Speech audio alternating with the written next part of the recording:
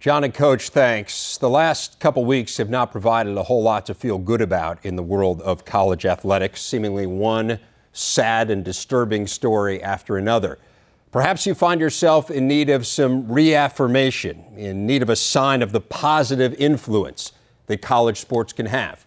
Well, if that's the case, we have just the story for you. Here's Ann Kreider.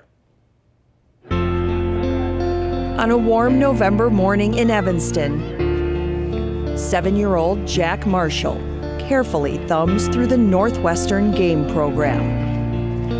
We've been bringing him since he was just little. So to him, Northwestern is his team. I mean, it's always been his team. That's what he spends most of his time thinking about and watching. Show those moves.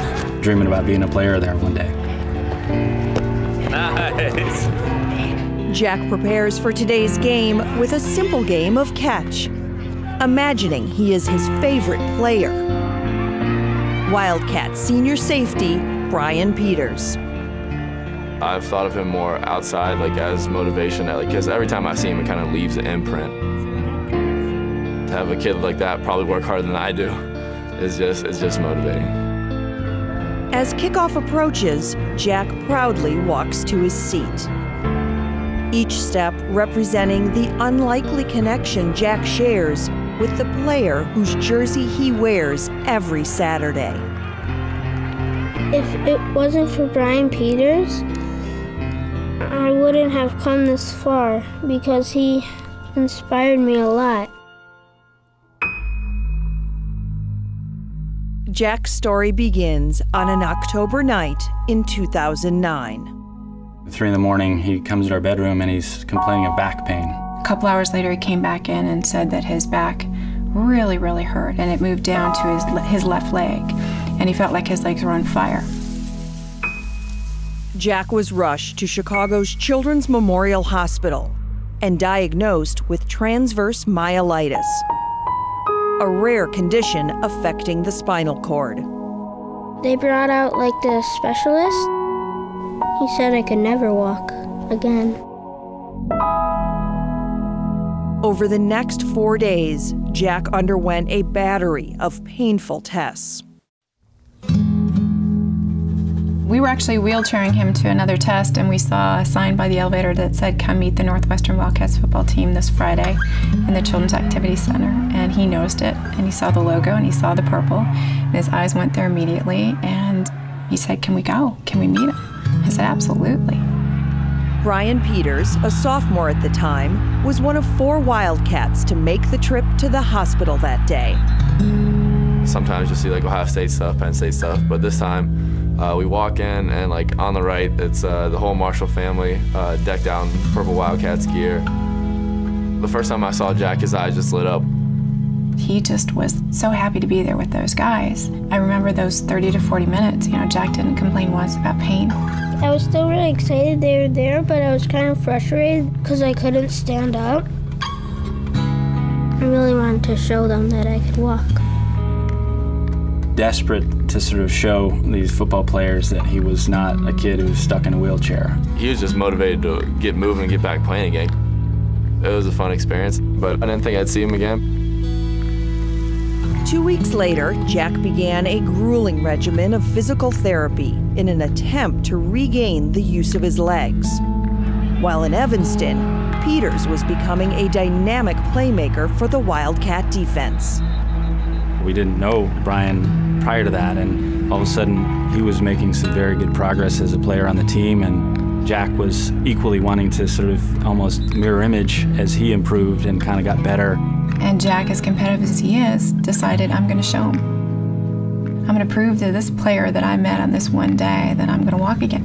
It absolutely inspired him. Jack's condition improved enough to allow him to be in attendance for the Wildcats' final home game of the 2009 season against the 16th-ranked Wisconsin Badgers.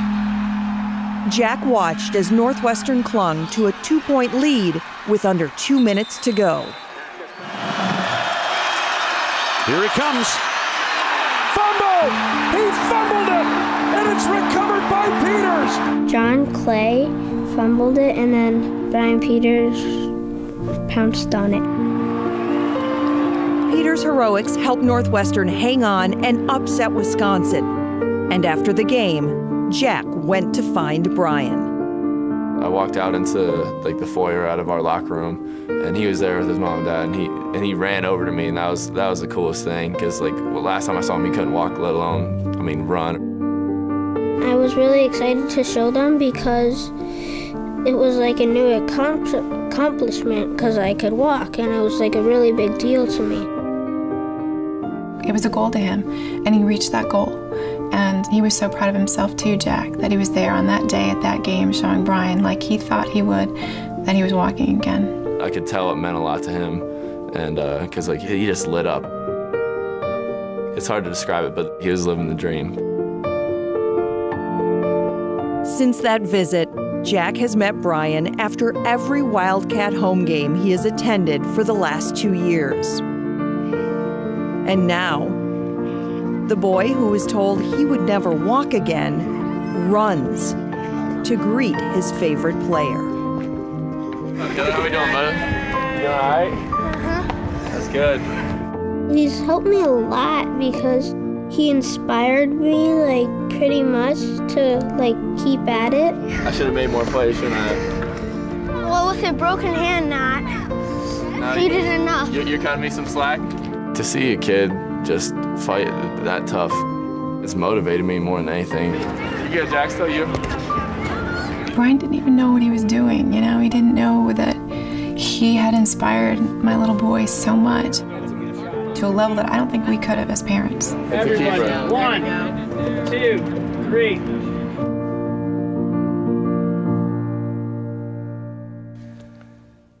Today is Brian's next to last home game as a Northwestern Wildcat, a fact which obviously threatens his post-game ritual with Jack. But as you might expect, Jack has the perfect solution for all this. He said all that needs to happen is for Brian to be drafted by the Chicago Bears. Then he can go meet him after the games next year at Soldier Field.